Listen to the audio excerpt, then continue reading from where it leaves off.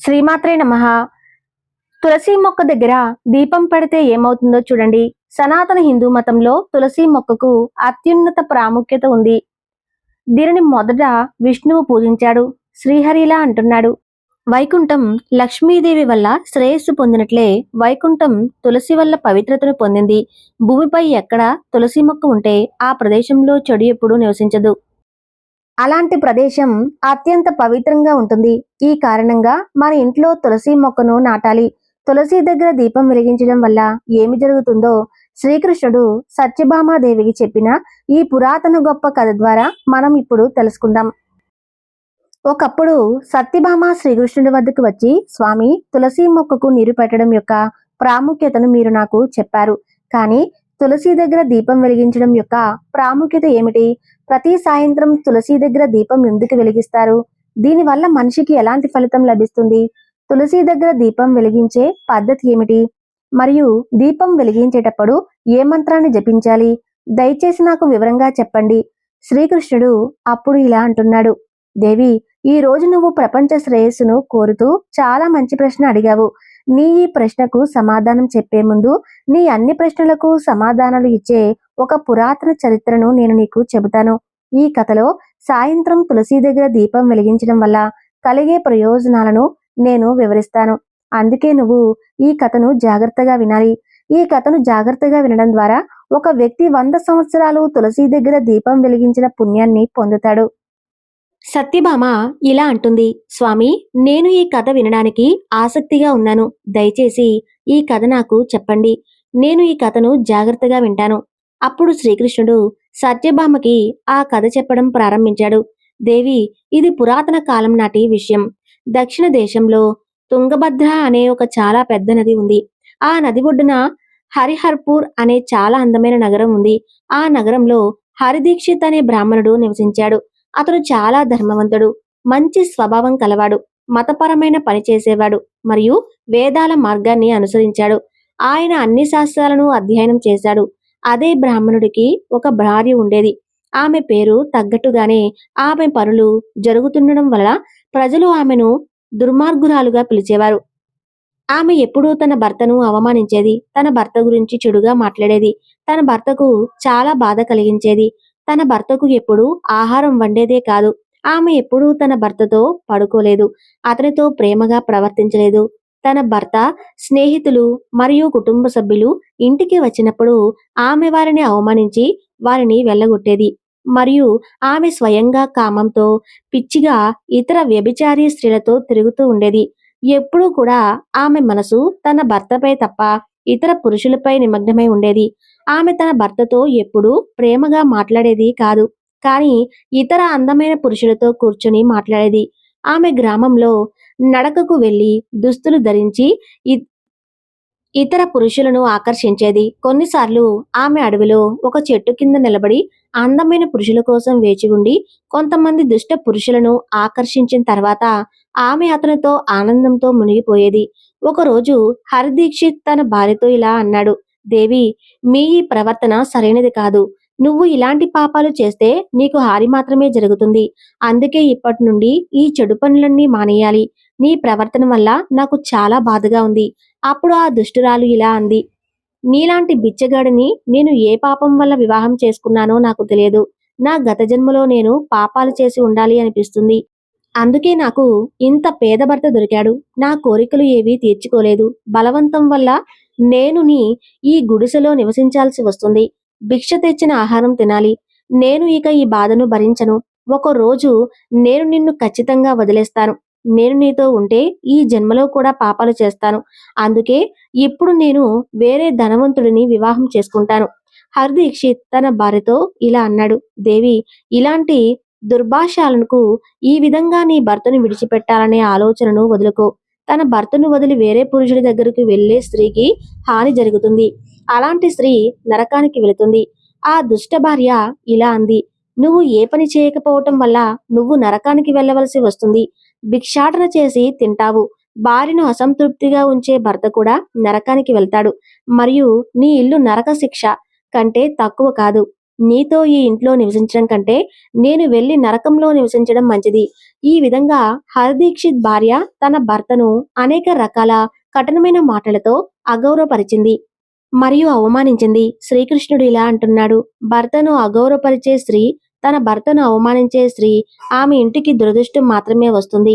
తన భర్తను వదిలి మరొక పురుషుడి వద్దకు వెళ్లే స్త్రీ నరకంలో శిక్ష అనుభవించాలి. ఇప్పుడు ఆ దుష్ట స్త్రీకి ఏం జరుగుతుందో వినండి. ఒకరోజు ఆ దుష్ట స్త్రీ అడవికి వెళ్లి ఒక చెట్టు కింద నిలబడింది.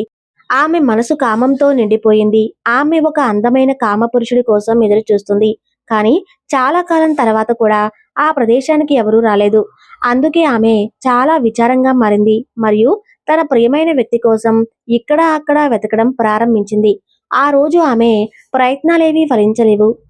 ఆమె అక్కడ నిలబడి చాలా విషయాలు చెబుతూ విలపించడం ప్రారంభించింది. అయ్యో, ఈ రోజు ఏ అందమైన పురుషుడు ఈ మార్గం నుండి రాలేదు. ఇప్పుడు నేను నా కామని ఎలా తీర్చుకోగలను? ఈ రాత్రి ఎలా గడిచిపోతుంది? నా ఈ అందమైన శరీరాన్ని ఎవరు ఆనందిస్తారు? నా యవ్వనం మరియు అందం ఎటువంటి కారణం లేకుండా నాశనం అవుతున్నాయి. ఈ అందమైన శరీరాన్ని ఎవరూ కోరుకోవటం లేదు. నేను ఇప్పుడు ఎక్కడికి వెళ్ళాలి? నన్ను ఎవరు అంగీకరిస్తారు? నా భర్త మూర్ఖుడు. కానీ ఇప్పుడు ప్రపంచం మొత్తం మూర్ఖపు పురుషులతో నిండి ఉన్నట్లు అనిపిస్తుంది. ఇంత అందమైన స్త్రీని ఎవరూ సొంతం చేసుకోవాలని కోరుకోవటం లేదు. నేను చాలా అందంగా ఉన్నాను. దేవతలు కూడా నన్ను సొంతం చేసుకోవాలని కోరుకుంటారు. కానీ ఈ ప్రపంచం నాలాంటి అందమైన స్త్రీని, అప్సరసను విస్మరిస్తున్న పాపాత్ములు మరియు అల్పులైన పురుషులతో నిండి ఉంది. ఓ ప్రభు, అందమైన బలవంతుడు మరియు పరాక్రమవంతుడు ఉంటే అతని నా దగ్గరకు పంపు. అతను నన్ను తిన్నా నేను అతన్ని సంతోషంగా కౌగిలించుకుంటాను. శ్రీకృష్ణుడు ఇలా అంటాడు. దేవి, ఈ విధంగా ఆ స్త్రీ బిగ్గరగా ఏడవడం ప్రారంభించింది. అదే అడవిలో ఒక భయంకరమైన పులి నివసించేది. ఆ పాపాత్మురాలి స్వరం విని ఆ పులి మేల్కొని ఆమెను మింగివేయడానికి ఆమె వద్దకు వచ్చింది. ఆ పులి పేరు ధ్వంసక్. ధ్వంసక్ రూపం చాలా భయంకరంగా ఉంది. దాని శరీరం నలుపు మరియు నారింజ చారలతో కప్పబడి ఉంది. అవి అడవి నీడతో కలిసిపోయాయి. ఆ పులి కళ్ళు నిప్పుల వలె ఎర్రగా ఉన్నాయి. అవి చీకటిలో కూడా మెరుస్తున్నాయి. దాని దవడల నుండి పొడవైన పదునైన దంతాలు బయటకు వస్తున్నాయి. అవి ఏ జీవిని అయినా చీల్చే వేసేంతగా ఉన్నాయి. దాని లోతైన గర్జన అడవి అంతటా ప్రతిధ్వనించింది. చుట్టుపక్కల జీవులు వణుకుతున్నాయి. ధ్వంసక్ యొక్క పొడవైన బలమైన తోక దాని బలానికి చిహ్నం. అది తన కండరాల కాళ్లతో అడవిలో వేగంగా పరిగెత్తగలదు. ధ్వంస శరీరం మొత్తం శక్తివంతమైన కండరాలతో నిండి ఉంది. ప్రతిక్షణం తన తదుపరి ఎర కోసం వెతుకుతున్నట్టుగా దాని ముక్కు నుండి వేడి శ్వాసలు పదే పదే వెలువడేవి. ఆ విధ్వంసకుడి ఏకైక లక్ష్యం తన విధి తనకు అప్పగించిన ఆ పాపాలను, దుష్టులను మింగివేయటమే. ఆ భయంకరమైన పులి తన ముందు నిలబడి ఉండటం చూసి ఆ స్త్రీకి చెమటలు పట్టడం ప్రారంభించింది. ఆమె భయంతో వణుకుతుంది. ఆ స్త్రీ ఏమీ చేయకముందే పులి తన గోలతో ఆమెను గాయపరిచింది. ఆ స్త్రీ నేలపై పడిపోయింది. ఆమె నేలపై పడగానే ఆ స్త్రీ అరిచి ఇలా అంది, ఓ పులి, నువ్వు ఇక్కడికి ఎందుకు వచ్చావు? నువ్వు నన్ను ఎందుకు చంపుతున్నావు? నేను ఇక్కడ నా ప్రియురాలని వెతుకుతున్నాను. నన్ను వదిలేయండి. నన్ను మింగివేయడం వల్ల నీకు ఏమి లభిస్తుంది? ఆ స్త్రీ నుండి ఇది విని భయంకరమైన పులి ఒక్క క్షణం ఆగి నవ్వుతూ ఇలా అంది, దుష్టురాలా, ఈ రోజు సృష్టికర్త నిన్ను నా ఆహారంగా నియమించాడు. నీలాంటి పాపాత్ములైన స్త్రీలను మింగివేయటం నా పని. అప్పుడే నాకు ఈ శరీరం నుండి స్వేచ్ఛ లభిస్తుంది. ఆ స్త్రీ ఇలా చెప్పడం ప్రారంభించింది. ఓ పులి, నువ్వు ఎవరు? నిజం చెప్పు. నువ్వు ఎందుకు పులిగా మారాల్సి వచ్చింది? మరియు నాలాంటి స్త్రీలను ఎందుకు మింగివేస్తావు? మొదట నాకు అన్నీ చెప్పి ఆపై నన్ను తిను. అప్పుడు ధ్వంస అనే ఆ పులి ఇలా అన్నది, ఓ పాపి, నా పూర్వజన్మ కథను నేను పులిగా ఎందుకు మారాల్సి వచ్చిందో మీకు చెప్తాను. పురాతన కాలంలో దక్షిణ దేశంలో ఆమ్లా పాహ అనే పవిత్ర నది ప్రవహించేది. అదే నది ఒడ్డున మునిపర్ణ అనే నగరం ఉండేది. ఈ నగరం అందమైన దేవాలయాలకు, ప్రశాంతమైన వాతావరణంకు మరియు మతపరమైన ఆచారాలకు ప్రసిద్ధి చెందింది. అక్కడ ఒక బ్రాహ్మణ కుటుంబం నివసించింది. నేను ఆ కుటుంబంలో జన్మించాను. నా పేరు వేదానంద. నా తండ్రి యాగాలు, మతపరమైన ఆచారాలు చేసే ఆదర్శ బ్రాహ్మణుడు. ఆ పులి ఇంకా ఇలా అన్నది, ఓ స్త్రీ, నేను నా కోమల దశలో వేదాలను అధ్యయనం చేశాను మరియు యాగం వంటి మతపరమైన కార్యకలాపాలలో ప్రావీణ్యం సంపాదించాను. కానీ నేను పెరిగే కొద్దీ నా మనసులో సంపదపై దురాశ పెరిగింది. నేను చాలా యాగాలు నిర్వహించాను, కానీ ఆ యాగాలు మతపరమైన ప్రయోజనాల కోసం కాదు. సంపదను సేకరించడం కోసం మతానికి దూరంగా ఉండి వారి ఇంట్లో ఆహారం తినే పాపుల కోసం కూడా నేను యాగాలు చేసేవాడిని. డబ్బు కోసం దురాశతో వారి అనైతిక కార్యకలాపాలను కూడా నేను మద్దతు ఇచ్చాను. మతం నుండి తప్పుకున్న తర్వాత బ్రాహ్మణుడు తీసుకోకూడని వస్తువులను కూడా నేను స్వీకరించాను. నా మనసు చాలా దురాశగా మారింది. నేను అప్పు సాకుతో ఇతరుల నుండి డబ్బు తీసుకుని దానిని తిరిగి ఇవ్వను. నేను అనేక రకాల మోసాలు చేశాను మరియు ఈ విధంగా చాలా సంవత్సరాలు పాపాలు చేస్తూ గడిచాను. కాలక్రమేణా నా శరీరం బలహీనపడింది. జుట్టు తెల్లగా మారింది. కళ్ళు మసకబారాయి. నా నోటి నుండి దంతాలు రాలిపోయాయి. కానీ సంపదపై దురాశ నా మనసు నుండి ఇంకా తొలగిపోలేదు మరియు నేను పాపాలు చేస్తూనే ఉన్నాను. ఆ పులి తన విచారమైన స్వరంలో ఇంకా ఇలా అంది. ఒకరోజు సంపదపై దురాశతో నేను మళ్ళీ నది ఒడ్డుకు వెళ్ళాను. అక్కడ నేను ఇతర మోసగాళ్లతో కలిసి ప్రజలను మోసం చేశాను. మేమందరం తప్పుడు మంత్రాలు జపిస్తూ ఎటువంటి ఆచారాలు పాటించకుండా దేవుళ్లను దేవతలను పూజించాము. వీలైనంత ఎక్కువ డబ్బు విరాళాలు పొందడమే ఏకైక ఉద్దేశం. మతం పేరుతో మేము ప్రజలను మోసం చేశాము. ఆ రోజు నేను చాలా డబ్బు వసూలు చేశాను. కానీ అదే సమయంలో నాకు ఒక భయంకరమైన సంఘటన జరిగింది. ఆ రోజు నేను నది ఒడ్డున కూర్చొని ఉన్నప్పుడు ఒక అనారోగ్యంతో ఉన్న వీధి కుక్క నా దగ్గరకు వచ్చింది. నేను దానిని తరిమి కొట్టాను. కానీ అది కోపంగా నా కాళ్ళను కరిచింది. నేను అక్కడే స్పృహ కోల్పోయాను. ఆ క్షణంలోనే నేను చనిపోయాను. నా మరణం తర్వాత యమదూతలు ఇద్దరూ కనిపించారు. వారు నల్లగా మరియు భయంకరంగా కనిపించారు మరియు వారి చేతుల్లో గొలుసులు ఉన్నాయి. వారు నన్ను పట్టుకుని యమపురికి తీసుకువెళ్లారు. యమపురిలో నన్ను యమరాజు ముందు నిలబెట్టారు. యమరాజు తన దివ్య సింహాసనం నుండి నా కర్మల లెక్కను సమర్పించమని చిత్రగుప్తుడిని ఆదేశించాడు. చిత్రగుప్తుడు చాలా తీవ్రమైన స్వరంతో ఇలా అన్నాడు. ఓ యమధర్మరాజా, వేదానంద అనే ఈ బ్రాహ్మణుడు తన జీవితంలో ఘోరమైన పాపాలు చేశాడు. అతను మతం పేరుతో ప్రజలను మోసం చేశాడు. తప్పుడు మంత్రాలు జపిస్తూ యజ్ఞాలు చేశాడు మరియు దేవుడిని అవమానించాడు. డబ్బు కోసం దురాశతో అతను మతం నుండి దూరమయ్యాడు. అతను ఎప్పుడూ మతాన్ని అనుసరించలేదు. అందుకే ఈ పాపి బ్రాహ్మణుడు నరకానికి వెళ్ళడానికి అర్హుడు. అప్పుడు యమరాజు తన దూతలను ఆదేశించాడు. ఈ పాపిని నరకానికి విసిరేయండి. అతను అక్కడికి వెళ్లి తన కర్మల ఫలితాన్ని అనుభవిస్తాడు. దీని తర్వాత నేను భయంకరమైన నరకానికి విసిరివేయబడ్డాను. అక్కడ చాలా సంవత్సరాలు నేను హింసలు భరించాను. నా ఆత్మ భయంకరమైన బాధను భరించాల్సి వచ్చింది. చాలా సంవత్సరాల శిక్ష తర్వాత నా పాపాల కారణంగా నేను పులి శరీరాన్ని పొంది ఈ దుర్మార్గమైన అడవిలో నివసించడం ప్రారంభించాను. తన కథను ముగించి ధ్వంసక్ ఇలా అన్నాడు. నా గత జన్మలోని పాపాలను ప్రాయశ్చిత్తం చేసుకుంటూ నేను మహాత్ములను, సాధువులను, పురుషులను లేదా సతీ స్త్రీలను ఎప్పుడూ తిననని ప్రతిజ్ఞ చేశాను. పాప మార్గాన్ని అనుసరించి ఇతరులను బాధపెట్టిన పాపులను, దుష్టులను మరియు వ్యభిచార స్త్రీలను మాత్రమే తింటాను. ఇలా చేయటం ద్వారా నేను నా పాపాల నుండి విముక్తి పొందుతానని, నేను త్వరలో ఈ శరీరం నుండి విముక్తి పొందుతానని నాకు ఖచ్చితంగా తెలుసు. శ్రీకృష్ణుడు ఇలా అంటాడు. దేవి, ఈ విధంగా ఆ పులి తన పూర్వజన్మ కథను చెప్పి ఆ స్త్రీతో ఇలా చెప్పడం ప్రారంభించింది. ఓ పాపి, నీ ప్రవర్తనను గమనిస్తే నువ్వు వ్యభిచారిలా కనిపిస్తూ ఉన్నావు. నీ భర్తను వదిలి ఇతర పురుషులతో ఆనందించడానికి నువ్వు ఈ అడవికి వచ్చావు. అందుకే ఈ రోజు నువ్వు ఖచ్చితంగా నా వేటగా మారతావు. ఇలా చెబుతూ పులి ఆ పాపాత్మురాలైన స్త్రీ తన పదునైన గోళ్లతో చంపి ఆమెను తినేసింది మరియు ఆ పులి ఆ ప్రదేశం నుండి వెళ్ళిపోయింది. ఆ స్త్రీ మరణం తర్వాత ఆ ప్రదేశంలో యమదూతలు ఇద్దరు కనిపించి ఆ పాపాత్ములైన స్త్రీని ఎత్తుకుని యమపురికి తీసుకువెళ్లారు. అక్కడ ఆమెను యమరాజు ముందు నిలబెట్టారు. ఆ స్త్రీ గురించి చిత్రగుప్తుడు వివరిస్తూ యమరాజుతో ఇలా అంటాడు. ఓ ధర్మరాజా, ఈ స్త్రీ చాలా పాపాత్మురాలు. ఈమె ఘోరమైన పాపాలు చేసింది. ఈమె వ్యభిచారం చేసింది. ఈమె ఎప్పుడు తన భర్తకు సేవ చేసేదే కాదు, తన భర్తను మర్చిపోయి ఈమె ఇతర పురుషులతో సుఖాల్లో మునిగిపోయేది. ఆమె పాపాలను విని యమరాజు చాలా కోపంగా ఉన్నాడు మరియు ఆ స్త్రీని అగ్నిగుండంలో పడివేయమని ఆజ్ఞాపించాడు. యమరాజు ఆజ్ఞను విని ఆ స్త్రీ చాలా భయపడిపోయింది మరియు ఆ దుష్ట స్త్రీ యమరాజుతో ఇలా చెప్పడం ప్రారంభించింది. ఓ యమధర్మరాజా, దయచేసి నా పాపాలకు నన్ను క్షమించండి.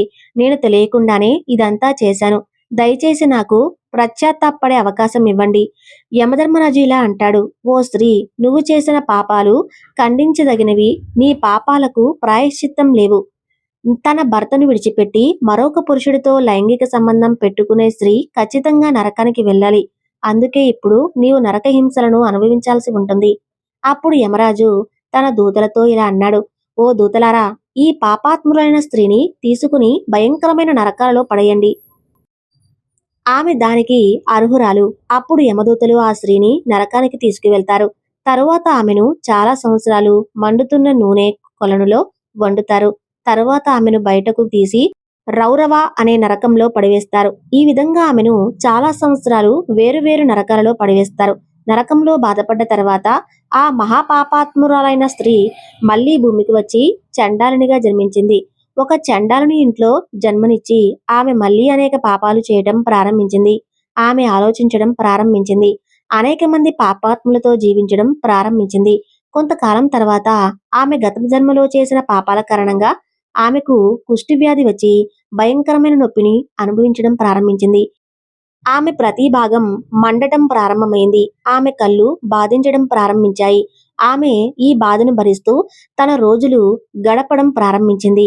తర్వాత ఒకరోజు ఆమె పవిత్ర స్థలంలో స్నానం చేయాలనే ఉద్దేశంతో లోపలి రాజభవనానికి వెళ్ళింది. అక్కడ ఆమె ఒక ఆశ్రమం వెలుపల నివసించడం ప్రారంభించింది. ఆ ఆశ్రమంలో ఒక తులసి మొక్క ఉంది.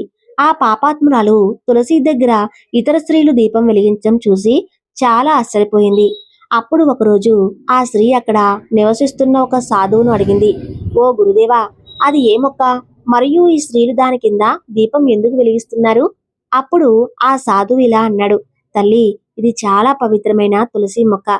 దానిని చూడటం ద్వారా అన్ని కష్టాలు నశిస్తాయి. ఈ తులసికి నీళ్లు పోయటం ద్వారా దేవతల ఆశీస్సులు లభిస్తాయి. మరియు ఈ పవిత్రమైన మొక్క దగ్గర దీపం వెలిగించడం ద్వారా అన్ని పాపాలు నశిస్తాయి. ఆ సాధువు మాటలు విని ఆ స్త్రీ చాలా సంతోషించి అతనితో ఇలా అంది, ఓ గురుదేవా, చాలా పాపాత్మురాలైన స్త్రీ ఈ పవిత్రమైన మొక్క దగ్గర దీపం వెలిగిస్తే ఆమె పాపాలు నశిస్తాయా? తల్లి, ఇది నిజం. ఒక స్త్రీ ఘోరమైన పాపాలు చేసినా ఆమె పాపాలు నశిస్తాయి. తులసి దగ్గర దీపం వెలిగించడం ద్వారా ఆమె జన్మజన్మల పాపాలు కూడా నశిస్తాయి. కానీ తల్లి, నువ్వు ఎవరు మరియు ఈ ప్రశ్న ఎందుకు అడుగుతున్నావు?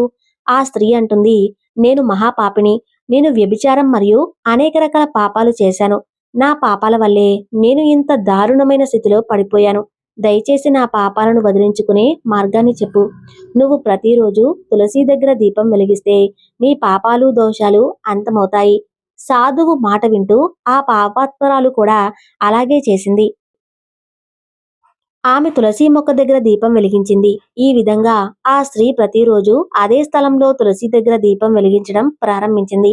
అప్పుడు ఒకరోజు ఆ స్త్రీ సాయంత్రం తులసి దగ్గర దీపం వెలిగించడం ప్రారంభించింది. ఆ క్షణంలోనే ఆమె గుండెపోటు వచ్చి చనిపోయి నేలపై పడి ఉంది. ఆ స్త్రీని యమలోకానికి తీసుకువెళ్ళడానికి ఇద్దరు యమదూతలు ఆ ప్రదేశంలో కనిపించారు. యమదూతలు ఆ పాపాత్మురాలైన స్త్రీని ఒక పాశంలో బంధించి తీసుకువెళ్లడం ప్రారంభించిన వెంటనే విష్ణువు యొక్క ఇద్దరు దూతలు ఆ ప్రదేశంలో కనిపించారు. ఆ దివ్యదూతలు అత్యంత ప్రకాశవంతంగా మరియు దివ్య ప్రకాశం కలిగి ఉన్నారు. వారి శరీరాల నుండి బంగారు కాంతి కిరణాలు వెలువడుతూ ఉన్నాయి. అవి చుట్టూ ఉన్న చీకటిని పారద్రోలాయి. వారి స్వరూపం చాలా ఆకర్షణీయంగా మరియు దివ్యంగా ఉంది. వారిని చూసినప్పుడు ఎవరి హృదయమైనా భక్తితో నిండిపోతుంది. వారి ముఖాల్లో ప్రశాంతమైన చిరునవ్వు ఉంది. ఇది అపారమైన కరుణ మరియు దయకు చిహ్నం. వారి బట్టలు రత్నాలతో, పట్టుతో, నీలం మరియు బంగారు రంగులతో మెరుస్తూ ఉన్నాయి. వారి వ్యక్తిత్వంలో వైకుంఠ సౌందర్యం ఉన్నట్లు వారి చెవుల్లో బంగారు చెవిపోగులు వేలాడుతూ ఉన్నాయి. వాటి నుండి దైవిక సంగీత ధ్వని వినిపించినట్లు అనిపించింది. వారి నుదుటిపై తిలకం మరియు మెరిసే బిందువు ఉన్నాయి. ఇది వారి దైవత్వానికి సూచన. వారిద్దరూ పెద్ద ఎత్తులో మరియు బలంగా ఉన్నారు. వారి చేతుల్లో న్యాయం మరియు మతశక్తికి చిహ్నంగా ఉన్న దైవిక గద ఉంది. వారి దైవిక స్పర్శ ద్వారా ఆ స్త్రీకి మోక్షం లభిస్తుందని హామీ ఇవ్వడానికి వారు వచ్చారు. తద్వారా ఆమె పాపాలన్నీ నాశనం చేయబడతాయి మరియు ఆమె స్వర్గానికి ప్రయాణించడానికి అర్హత పొందుతుంది. ఆ విష్ణుదూతలు యమదూతలను ఆపి ఇలా అన్నారు, ఓ యమదూతలారా, మీరు ఈ స్త్రీని వదిలివేయండి. ఈ స్త్రీ నరకానికి వెళ్లే అర్హత లేదు. ఎవరి ఆదేశం మేరకు మీరు అలాంటి పాపం చేస్తున్నారు? అప్పుడు యమదూతలు, ఓ విష్ణుదూతలారా, యమరాజు ఆదేశం మేరకు మేము ఈ పాపాత్మురాలైన స్త్రీని తీసుకువెళ్తున్నాం. కానీ మీరు మమ్మల్ని ఎందుకు ఆపుతున్నారు? ఈ స్త్రీ చాలా పాపిష్టిది. ఆమెను నరకానికి తీసుకువెళ్ళమని నాకు ఆదేశించబడింది. ఇది విన్న విష్ణుదూతలు నవ్వి ఇలా అన్నారు, ఓ యమదూతలారా, మీరు చెప్పేది నిజమే. కానీ ఈ స్త్రీకి ఆమె పాపాలన్నిటినీ తుడిచిపెట్టే ఒక ధర్మం ఉంది. ఆమె తన జీవితంలో సాయంత్రం తులసి దగ్గర దీపం వెలిగించిందని మీరు చూడలేదా? యమదూతలు ఆశ్చర్యపోయి అడిగారు, ఓ విష్ణుదూతలారా, ఏమిటి? తులసి దగ్గర దీపం వెలిగించడం ద్వారా ఆమె పాపాలన్నీ నశించవచ్చా? విష్ణుదూతలు యమదూతలను లోతైన దృష్టితో చూసి వివరించారు, మీకు ఇది అర్థం కాలేదు. యమదూతలారా, తులసి విష్ణువుకు అత్యంత ప్రియమైనది మరియు భక్తితో తులసి దగ్గర దీపం వెలిగించే భక్తుడు విష్ణువు అనుగ్రహాన్ని పొందుతాడు. సంధ్యా సమయంలో దీపం వెలిగించడం వల్ల కలిగే పుణ్యం అనంతంగా పెరుగుతుంది మరియు అది అతని పాపాలను నాశనం చేయటమే కాకుండా అతన్ని స్వర్గానికి అర్హులుగా చేస్తుంది. ఈ స్త్రీ తులసిని నిజమైన హృదయంతో పూజించి దీపం వెలిగించింది. అందుకే ఆమె పాపాలన్నీ బూడిద అయ్యాయి. ఇప్పుడు ఆమె నరకానికి వెళ్ళడానికి అర్హత లేదు. యమదూతలు చేతులు ముడుచుకుని ఇలా అన్నారు, ఓ విష్ణుదూతలారా, మీరు నిజం చెబుతున్నారు. ఆమె భక్తి గురించి మాకు తెలియదు. ఆమె విష్ణువుకు ప్రేమైన భక్తురాలు అయితే మేము ఆమెను నరకానికి ఎలా తీసుకువెళ్ళగలం? విష్ణుదూతలు మధురమైన స్వరంతో అన్నారు, అందుకే ఓ యమదూతలారా, ఇప్పుడు మీరు తిరిగి వెళ్ళండి. ఈ స్త్రీ తులసిని సేవించింది. ఆమె తన పాపాలన్నిటినీ ఆ దీపం వెలుగులో దహనం చేసింది. ఇప్పుడు ఆమెను విష్ణు లోకానికి తీసుకువెళ్తారు. అక్కడ ఆమెను స్వాగతిస్తారు. ఆమె ఇప్పుడు స్వర్గానికి అర్హత పొందింది. విష్ణుదూతల మాటలు విన్న తర్వాత ఆ యమదూతలు ఆ స్త్రీని అదే స్థలంలో వదిలి యమలోకానికి తిరిగి వచ్చారు. అక్కడ వారు మొత్తం సంఘటనను యమరాజుకు వివరించారు. అప్పుడు విష్ణుదూతలు ఆ స్త్రీని దివ్య విమానంలో స్వర్గానికి తీసుకువెళ్లారు. శ్రీకృష్ణుడు ఇలా అంటాడు, ఓ దేవి సత్యభామ, ఈ విధంగా తులసి దగ్గర దీపం వెలిగించడం ద్వారా స్త్రీ పాపాలన్నీ నశిస్తాయి. ప్రతి సాయంత్రం తులసి దగ్గర దీపం వెలిగించే స్త్రీ అదృష్టవంతురాలు అవుతుంది. ఆమె గత జన్మలోని అన్ని పాపాలు నశించి ఆమె ఆనందం మరియు సంపదను పొందుతుంది. ప్రతిరోజు తులసి దగ్గర దీపం వెలిగించేటప్పుడు ఈ మంత్రాన్ని జపించాలి. ఓం తులసీదేవియే విద్మహే విష్ణుప్రియే ధీమహి తన్నో బృంద ప్రచోదయ. శ్రీకృష్ణుడు ఇలా అంటాడు, వేల కుండల అమృతాలతో స్నానం చేసిన తర్వాత కూడా శ్రీహరికి మానవులు ఒక్క తులసి ఆకును సమర్పించడం ద్వారా లభించేంత సంతృప్తి లభించదు. 10,000 గిడ్డంగుల నుండి లభించే ఫలం తులసి ఆకులను దానం చేయటం ద్వారా లభించే ఫలం. మరణ సమయంలో తన నోటిలో తులసి ఆకు నీటిని పొందిన వ్యక్తి అన్ని పాపాల నుండి విముక్తి పొందిన తర్వాత శ్రీకృష్ణుడి నివాసానికి వెళ్తాడు. భక్తుడు తులసి దగ్గర దీపం వెలిగించినప్పుడు ఆ కాంతిలో ఉన్న శక్తి ప్రతికూల శక్తులను నాశనం చేస్తుంది మరియు సానుకూలతను వ్యాపింపచేస్తుంది. ఇది ఆధ్యాత్మిక వాతావరణాన్ని శుద్ధి చేస్తుంది మరియు ఇంట్లోని దేవతల కృపను ఆకర్షిస్తుంది. దీపం యొక్క కాంతి అజ్ఞానమనే చీకటిని తొలగించి జ్ఞాన జ్వాలను వెలిగిస్తుంది. తులసి దగ్గర దీపం వెలిగించడం వల్ల వ్యక్తిలో స్వచ్ఛత మరియు పవిత్రత ఏర్పడుతుంది. ఇది అతని భక్తిని మరియు ధ్యాన శక్తిని పెంచుతుంది. ఒక వ్యక్తి తులసి దగ్గర దీపం వెలిగించి హారతి ఇచ్చినప్పుడు శ్రీ మహావిష్ణువు యొక్క అనుగ్రహం మరింత సులభంగా సాధించబడుతుందని నమ్ముతారు. ఇది సాధకుడి మనసును స్థిరత్వం మరియు శాంతి వైపు నడిపిస్తుంది. ఇది ధ్యానంలో ఏకాగ్రతను పెంచుతుంది. సూర్యాస్తమయ సమయంలో తులసి దగ్గర దీపం వెలిగించే ఆచారాన్ని నిర్వహించడం చాలా శుభప్రదంగా పరిగణించబడుతుంది. ఈ సమయంలో తులసి మాత హారతి దీపం వెలిగించడం ద్వారా నిర్వహిస్తారు మరియు శ్రీ మహావిష్ణువును స్మరించుకుంటారు. ఇలా చేయటం ద్వారా ప్రత్యేక పుణ్యం లభిస్తుంది. ప్రతిరోజు సాయంత్రం తులసి దగ్గర దీపం వెలిగించేటప్పుడు ఓం నమో భగవతే వాసుదేవాయ నమః అనే మంత్రాన్ని జపించాలి. ఈ మంత్రం ఇంటి ప్రతికూలతను తొలగిస్తుంది మరియు శ్రీ మహావిష్ణువు ఆశీస్సులను పొందుతారు. తులసి దగ్గర నెయ్యి లేదా నువ్వుల నూనె దీపం వెలిగించడం శుభప్రదం. నెయ్యి దీపం మరింత పవిత్రంగా పరిగణించబడుతుంది, కానీ అది సాధ్యం కాకపోతే నువ్వుల నూనెతోనే దీపాన్ని కూడా వెలిగించవచ్చు. నువ్వుల నూనె దీపం ప్రతికూల శక్తులను తొలగించడంలో సహాయపడుతుంది. ప్రతిరోజు తులసి దగ్గర దీపం వెలిగించే భక్తుడికి 7 జన్మల పుణ్యం లభిస్తుందని, పేదరికం ఎప్పుడూ ఉండదని చెబుతారు. అతని కుటుంబంలో ఎల్లప్పుడూ ఆనందం, శాంతి మరియు శ్రేయస్సు ఉంటుంది. తులసి దగ్గర దీపం వెలిగించడం ద్వారా పితృదోషం, గ్రహదోషం మరియు కాలసర్పదోషం వంటి అడ్డంకులు కూడా తొలగిపోతాయని మత గ్రంథాలలో వివరించబడింది. ఈ పరిహారం ఇంట్లో ప్రతికూల శక్తిని నాశనం చేస్తుంది మరియు సానుకూల శక్తిని ప్రసారం చేస్తుంది. తులసి దగ్గర దీపం వెలిగించడం వల్ల ఆత్మ శుద్ధి అవుతుంది మరియు అది జన్మజన్మల పాపాలను నాశనం చేస్తుంది. ఇది ఆత్మకు శాంతిని ఇస్తుంది మరియు వ్యక్తి మోక్షాన్ని పొందుతాడు. ఒక వ్యక్తి తన జీవితపు చివరి రోజుల్లో తులసి దగ్గర దీపం వెలిగించడం ద్వారా దేవుణ్ణి స్మరిస్తే అతను మరణానంతరం మరణదూతలకు భయపడాల్సిన అవసరం లేదని మరియు అతను దేవుని నివాసంలో నేరుగా స్థానం పొందుతానని కూడా చెబుతారు. తులసి దగ్గర దీపం వెలిగించడం వల్ల లక్ష్మీదేవి ఆశీస్సులు లభిస్తాయి. దీనివల్ల ఒక వ్యక్తి జీవితంలో ఎప్పుడూ ఆర్థిక సంక్షోభం ఉండదు మరియు శ్రేయస్సు ఎల్లప్పుడూ ఉంటుంది. కాబట్టి ఈ విధంగా శ్రీకృష్ణుడు తులసి మొక్క దగ్గర దీపం వెలిగించడం యొక్క ప్రాముఖ్యతను స్పష్టంగా వివరించారు. ఈ వీడియో గనక మీకు నచ్చినట్లయితే ప్లీజ్ లైక్ చేసి మీ ఫ్రెండ్స్కి షేర్ చేయండి. అలాగే మా కొత్త వీడియోస్ మీకు వెంటనే చేరాలంటే మా ఛానల్ను సబ్స్క్రైబ్ చేసుకొని పక్కనే ఉన్నటువంటి బెల్ ఐకాన్ను ప్రెస్ చేయండి. ధన్యవాదాలు.